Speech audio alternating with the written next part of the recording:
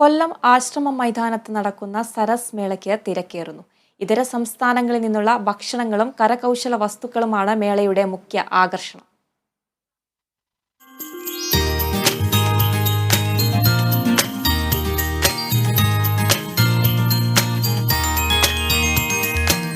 പരമ്പരാഗത ശൈലിയിൽ മുളയിൽ തീർത്ത പുട്ടുകുറ്റി, പാത്രങ്ങൾ, സംഗീത ഉപകരണങ്ങൾ, ചിരട്ടയിൽ പാകപ്പെടുത്തിയ തവി, പാത്രങ്ങൾ തുടങ്ങി നിരവധി ഇനങ്ങളാണ് സരസ് മേളയ്ക്ക് മാറ്റുകൂട്ടുന്നത്.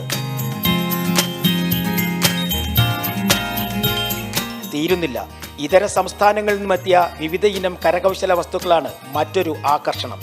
നൂലിലും പേപ്പറിലും തീർത്ത വർണ്ണ കാഴ്ചകൾ.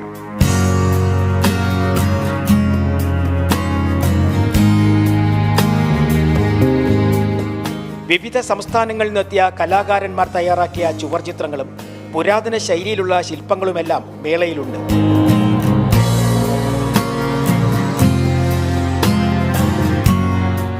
വിവിധ സംസ്ഥാനങ്ങളിൽ നിന്നെത്തിയ വസ്ത്രങ്ങളുടെ വലിയ ശേഖരം തന്നെയാണ് മേളയ്ക്ക് മാറ്റുകൂട്ടുന്നത്.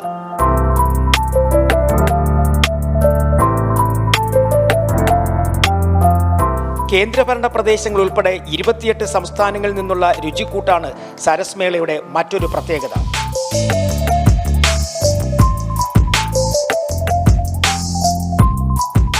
ഓരോ സംസ്ഥാനങ്ങളുടെയും പരമ്പരാഗത ആഹാരങ്ങൾക്കൊപ്പം കേരളീയ ആഹാരങ്ങളും കുടുംബശ്രീ ഒരുക്കിയിട്ടുണ്ട്.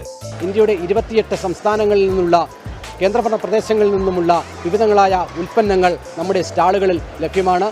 വെക്കേഷൻ കാലമായതുകൊണ്ടുകൂടി ഏറ്റവും മികച്ച രീതിയിലുള്ള വമ്പിച്ച ജനത്തിരക്കാണ് ഈ സരസ് മേളയിൽ അനുഭവപ്പെടുന്നത്.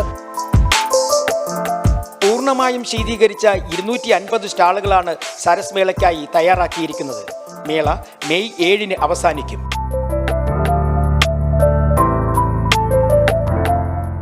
കേരള വിഷൻ ന്യൂസ്, കൊല്ലം.